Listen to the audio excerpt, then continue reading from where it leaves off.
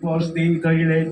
সেকালে শিব শিব দুর্গাকে প্রণাম করে হরি শিবর জিজ্ঞাসা করলেন, প্রভু প্রভু আপনি তো মঙ্গলময়, আর সব রকম মঙ্গল করে। এখন বলুন তো কি ব্রত করলে মানুষ মানুষ সব রকম বিপদ থেকে দিতে পারে? নারদের কথা শুনে মহাদেব বললেন, পুরাকালে বৈধব্য রাজ্যে একজন সত্য সত্য নিত্য রাজা ছিলেন। তার স্ত্রী ছিলেন নানা গুণপতি। ঘটনার চক্রে একদিন এক চাওয়ার বেশ সঙ্গে তাহার পরিচয় হয়।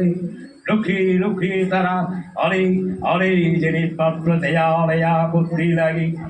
একদিন দুইজনে নানা কথাবার্তার বলার মাঝখানে রানী বললে, কখনো মন্ত্রগিরি আমি মাংস তুমি আমাকে এনে দিতে পারো?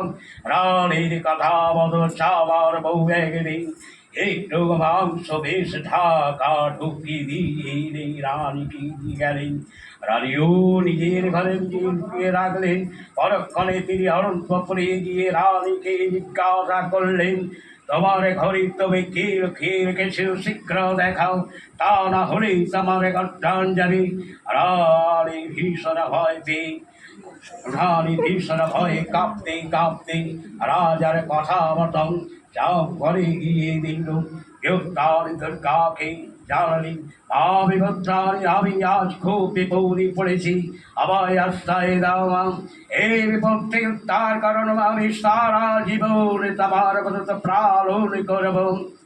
দেবীর প্রণয় দেবী সন্তুষ্ট হয়ে রানীকে অভয় দিয়ে বললেন, তোমার ঘরে তুমি যার কিছু সেটি এখন ফল হয়ে গেছে, তুমি এনে রাজাকে দেখাও, রাজাও খুব সন্তুষ্ট হবে। এই ক্রমে এই ব্রত পালন করিতে লাগলাম। এরপর থেকে অত্যন্ত সমাপন করলেন।